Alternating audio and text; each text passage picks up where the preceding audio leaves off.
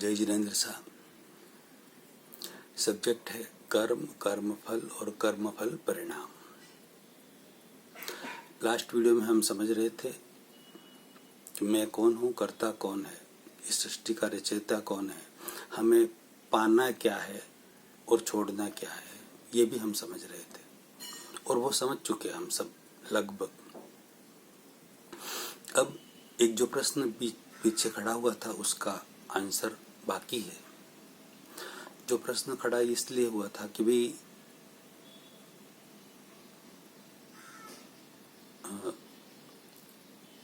पूरे दिन निर्दोष दृष्टि कैसे रहती है, पूरे दिन वीत द्वेषी अवस्था कैसे रहती है, पूरे दिन आर्त ध्यान रौद्र ध्यान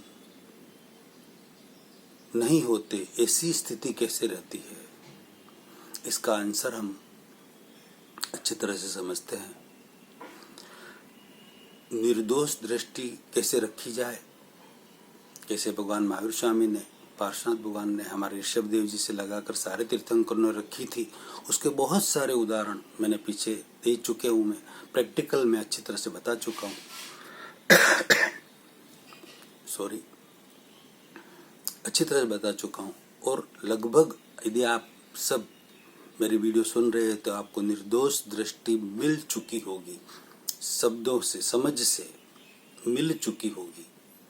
मुझे तो निर्दोष दृष्टि 25 साल पहले मिल चुकी है। तो मुझे पूरे जगत में, पूरे संसार में कोई दोषी, दोषित नहीं दिखता। झगड़ा किस बात का, लड़ाई झगड़े किस बात के कि सामने वाले को दोषित देखते हैं हम, फिर उसे उल्टा सुल्टा सुना देते हैं, झगड़ा हो जाता है, लड़ाई हो जाती है, आरती ध्यान हो जाता है, रौद्र ध्यान हो जाता है। ऐसा मेरे 99.99% नहीं होता, 0.1% में होता है। वह कैसे? जितना आयुष्य बाकी है अभी उतने कर्म तो है, शुभ भी है और अशुभ भी है। पूर्व भाव से साथ में मैं लेकर आया हूँ, राइट। तो वो समय समय पर जब आएंगे, उदय में आएंगे, अपना प्रभाव बताएंगे, शुभ या अशुभ कर्म। जो अशुभ कर्म अपना प्रभाव बताएंगे तो कभी कभार जो जागृति है वह जागृति कभी कभी डिम भी हो सकती है, पूर्व भव के कर्मों के प्रेशर के प्रभाव से। जबरदस्त प्रेशर होगा तो जितनी जागृति, उससे भी ज्यादा प्रेशर होगा तो डिम हो जाएगा, और जितनी जागृति है उससे कम प्रेशर होगा तो जागृति रहेगी, समता रहेगी, समभाव रहेगा, संयम रहेगा। रखना ही पड़ेगा, रहेगा अपने आप जागृति के हिसाब से। फिर भी और ज्यादा प्रेशर वाले हैं तो वो जागृति डिम हो जाएगी और वो अपना प्रभाव दिखा देंगे। उस समय आर्त ध्यान, रौद्र ध्यान हो सकता है, होता है, इतनी जागृति होने के बाद भी होता है। तो होगा, जब तक जीवन है तब तक होगा ही होगा। 0.1% मान रहा हूं मैं, होगा ही होगा। तो वह जब होता है उस समय शॉर्ट प्रतिक्रमण के जरिए तुरंत शूट एट साइट उसे नष्ट कर दिया जाता है, खत्म कर दिया जाता है।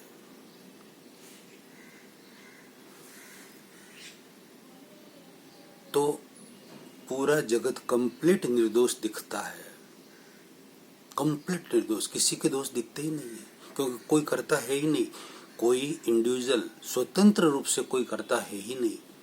और जो मुझे कोई दुख दे रहे हैं, दर्द दे रहे हैं, पीड़ा पहुंचा रहे हैं, मेरा कोई बुरा कर रहे हैं, मेरे साथ कोई अनिति कर रहे हैं, मेरे साथ कोई कपट कर रहे हैं, कुछ भी कर रहे हैं, ये शरीर के लिए कुछ भी कर रहे हैं,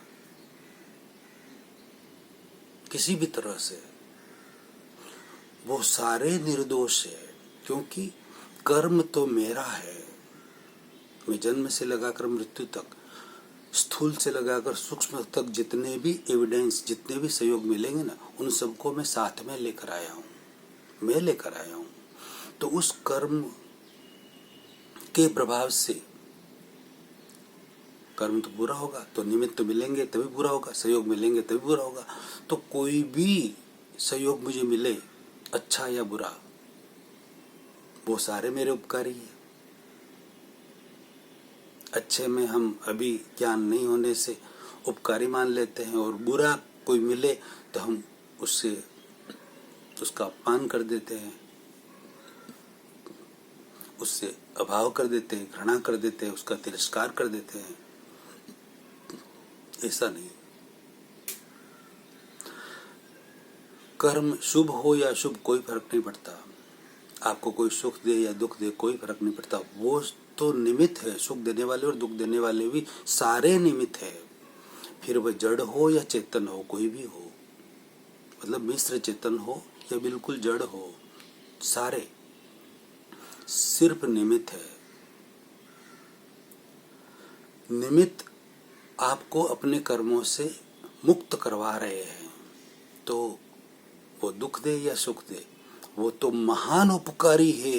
ये उपकार आपको कभी नहीं भूलना चाहिए। ये भाव रहना चाहिए। ये भाव क्यों रहना चाहिए? सॉरी, भगवान महावीर स्वामी के कानों में कीले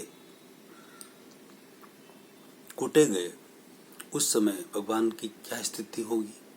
मानसिक समता है, समता रही, संभाव रहा, कुछ नहीं किया उस ग्वाले को।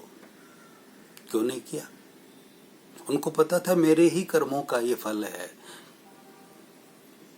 मेरी ही कर्म की क्रिया का ये प्रतिक्रिया है। पता था ना, कुछ नहीं किया। चंडकोशिक ने डंस दिया, काटा कितनी बार, कुछ नहीं किया। समता संभाव रखा उस पर भी। क्यों?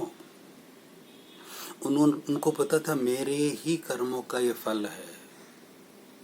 निमित्त चंडकोशिक बने, निमित्त ग्वाला बने,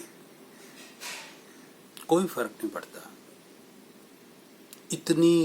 इतना कष्ट देखकर इंद्र आए और भगवान से अर्ज की, भगवान मैं आपकी थोड़ी सी ये सहायता करूं, आपको कष्ट कम होगा। भगवान ने उत्तर दिया, इंद्र न भूतो न भविष्यति, न ऐसा कभी हुआ है न कभी होगा। मुझे स्वयं को ही ये भुगतना है।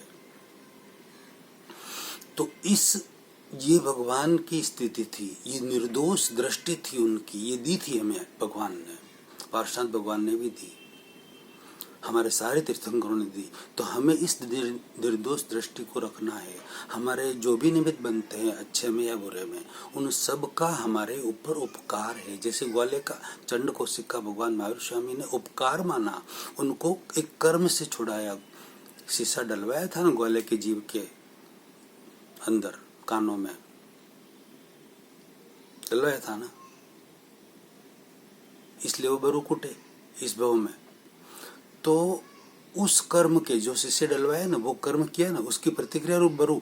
तो भगवान को पता था कि यदि मैं ये समभाव पूर्वक और समाधान पूर्वक, समाधान इसलिए रहा उन्हें कि उन्हें पता था कि मेरे ही कर्म की प्रतिक्रिया, इसलिए समाधान रहता है।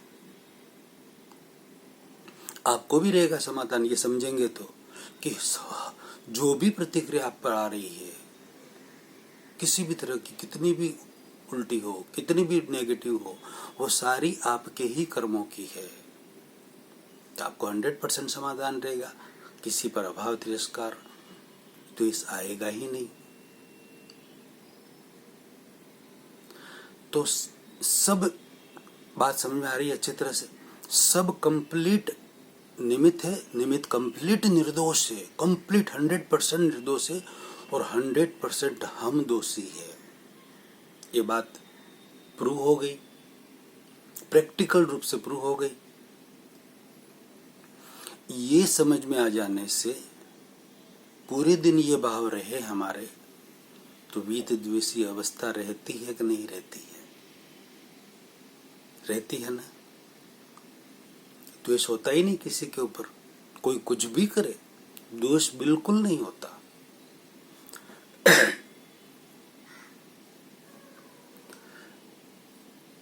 बिल्कुल नहीं होता। न उनके ऊपर न खुद जलते हैं, न उनको जलाते हैं, न आर्त ध्यान होता है, न रौद्र ध्यान होता है, होता ही नहीं। और जो सहयोग मिल रहे हैं उसकी ज्ञाता और दृष्टा देखने और जानने वाले हैं। जो भी सहयोग मिल रहा है उसके, तो 100% संवर पूर्वक निर्जरा हो रही है, 100% बंध रहित निर्जरा हो रही है। ये आत्मज्ञान के बाद ही हो सकता है, उसके पहले नहीं हो सकता। आत्म साक्षात्कार के बाद ही हो सकता है, उसके पहले नहीं हो सकता। ये हुई अक्रिय दशा। बात कर रहे थे ना, अक्रिय दशा कैसे रखी जाए। अक्रिय दशा, क्रिया का, हर क्रिया की प्रतिक्रिया होती और अक्रिया की कोई प्रतिक्रिया नहीं होती।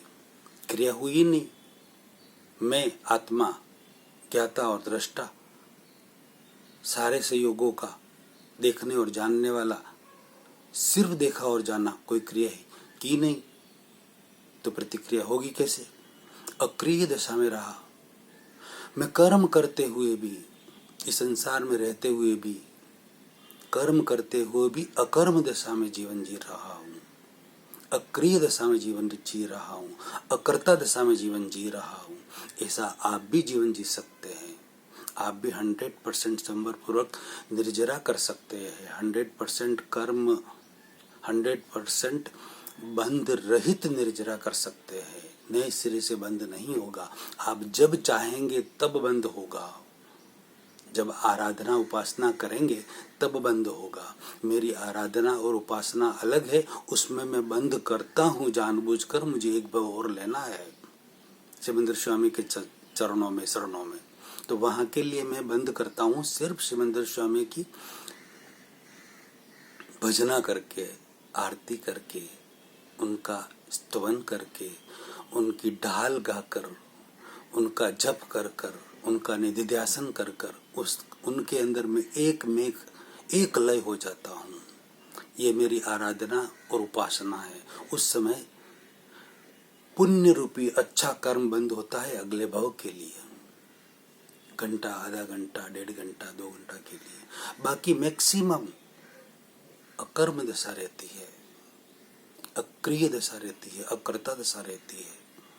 इसलिए नए कर्मों का बंद नहीं हो रहा, पुराने कर्म आ रहे हैं, ज्ञाता दृष्टा में रहकर सारे पूरे हो रहे हैं। और कुछ बहुत जबरदस्त जागृति नहीं होने से कुछ कर्म बाकी रह जाते, तो उसको रात को दोबारा जैसे रिवाइंड करके वापस प्ले करते हैं ना, उस तरीके से